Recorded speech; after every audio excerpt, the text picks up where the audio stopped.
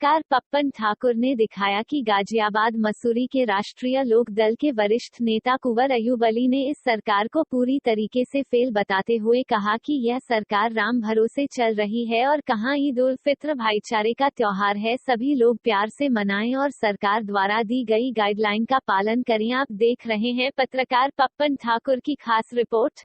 बस सरकार कह रही है कि हमारे यहाँ बेड की ऑक्सीजन की कोई कमी नहीं, पर अस्पतालों में लोग भटक रहे हैं ऑक्सीजन और बेडों के लिए। देखिए, जो सच्चाई है, जितनी भी कैजुअलिटी हुई है वो due to lack of oxygen हुई है।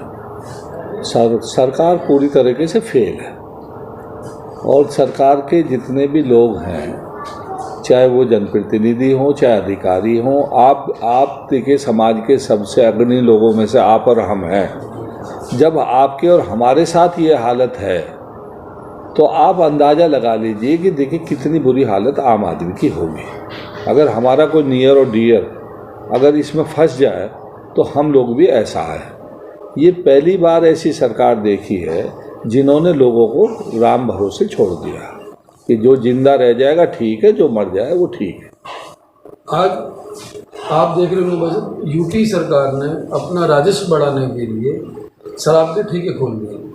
आज व्यापारियों में बड़ा रोष है।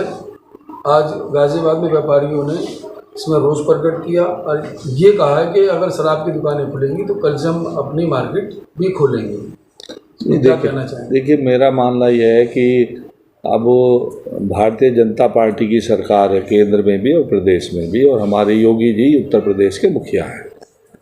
योगी जी रामराज की बात करते हैं। अब अगर रामराज में शराब ही सबसे ज़्यादा प्राथमिकता है तो मैं इसके बारे में कोई कमेंट करना नहीं चाहता।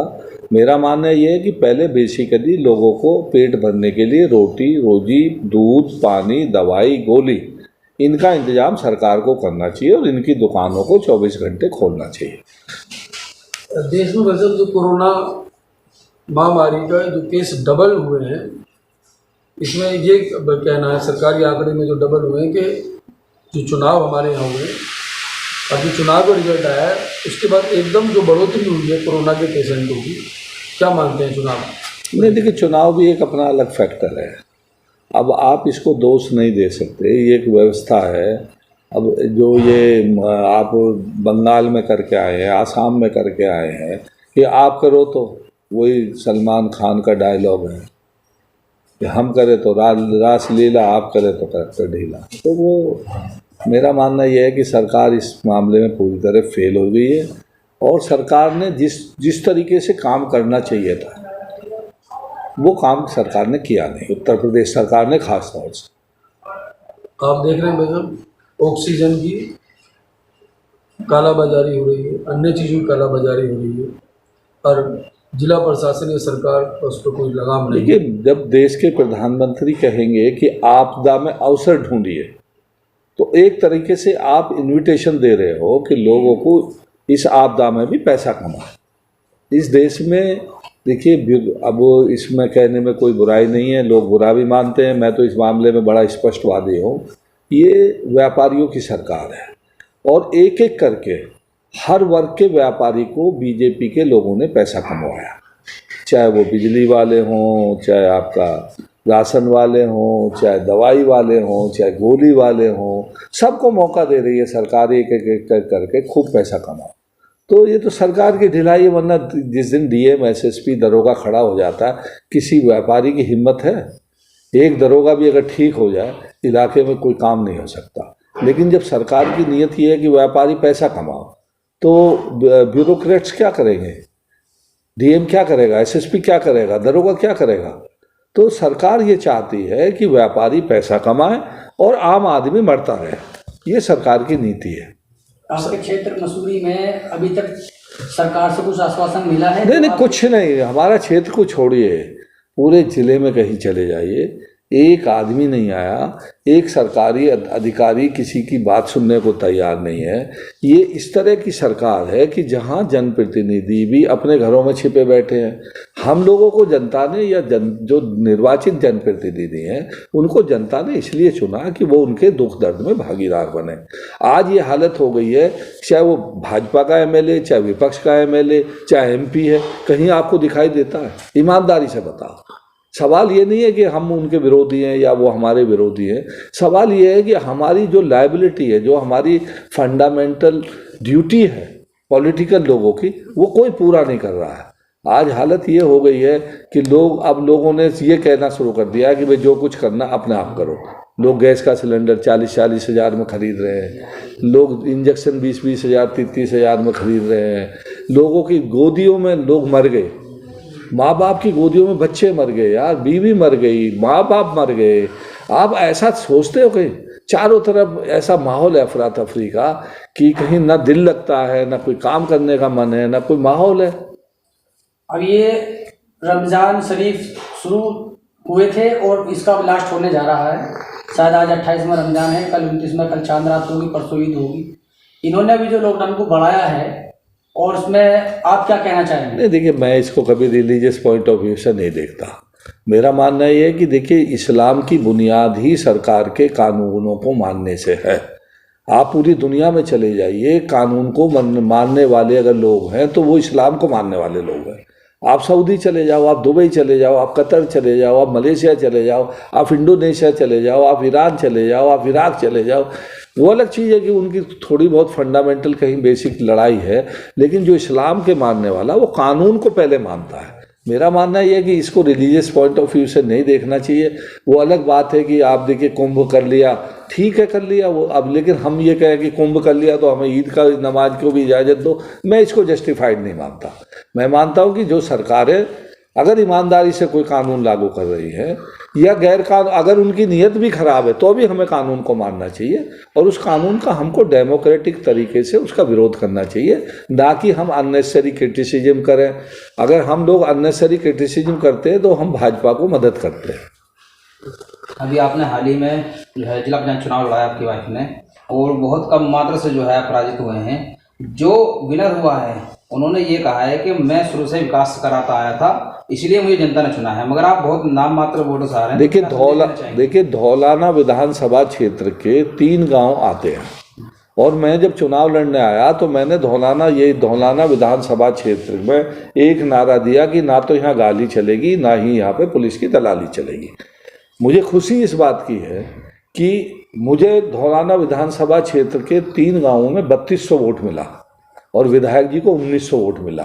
विधायक जी को उनमें झांकना चाहिए कि आखिर उनके विधानसभा क्षेत्र के 19,000 वोटों में से आपको 1800 वोट मिल रहा है, 1900 वोट मिल रहा है। ये विकास की बानगी है। मैं तो बधाई देना चाहता हूँ धौलाना विधानसभा क्षेत्र के लोगों को। नहाल, मसूरी, कुसरिया 3 गांव हमारे लगते हैं उसमें, कि चाहे रिजल्ट कुछ भी रहा हो, लेकिन उन्होंने एक मैसेज दे दिया कि धौलाना विधानसभा क्षेत्र की पहली पसंद कुंवर अय्यूब अली है।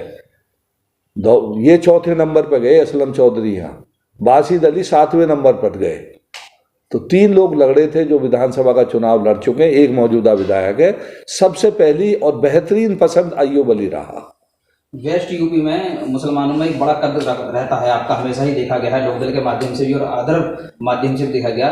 उन लोगों के लिए क्या संदेश देना चाहिए?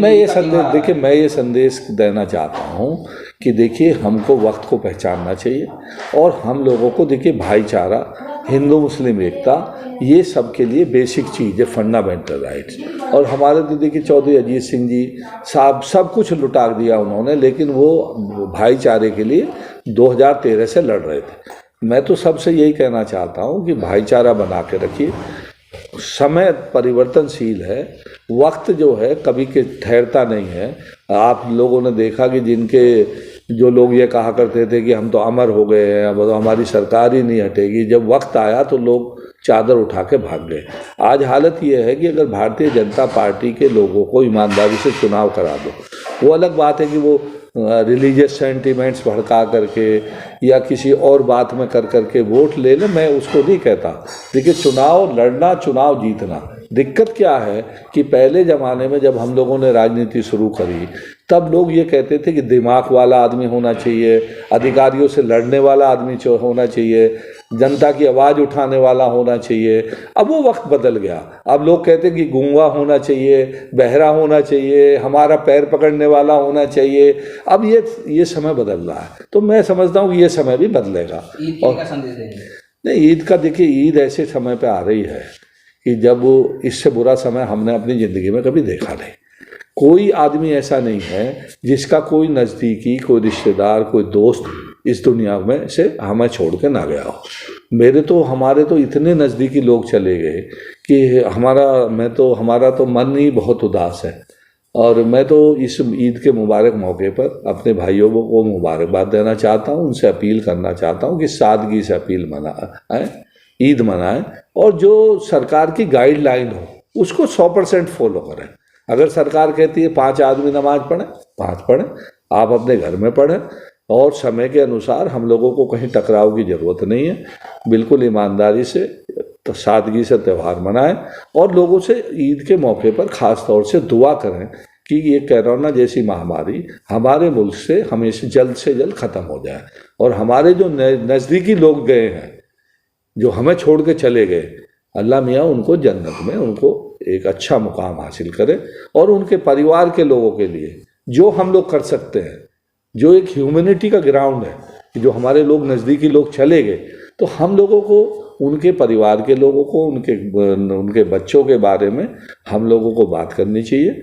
और गवर्नमेंट को भी एक प्लान बना करके उनके लिए एक अलग से एक फंड बनाना चाहिए। जो कोरोना में जिनकी अनटाइमली डेथ हुई है उनके लिए एक फंडिंग करनी चाहिए, उनके लिए कुछ योजना बनानी चाहिए और उनके बच्चों के लिए कुछ ना कुछ करना चाहिए। तो मैं आपके मुबारक इस मौके पर मैं आप लोगों का शुक्रिया भी अदा करना चाहता हूँ और सब लोगों को एक बार पुनः ईद की मुबारकबाद देते हुए कि ईद का त्यौहार आपके जीवन में खुशियाँ लाएगा। आप हमारे इस मुल्क से कोरोना ख़त्म हो जाएगा, इसी उम्मीद और विश्वास के साथ सादगी से, भाईचारे से हम लोगों को ईद मनानी है। शुक्रिया। आप खुदा हाफिज़। जय हिंद, जय भारत। आपका कुमार अय्यूब।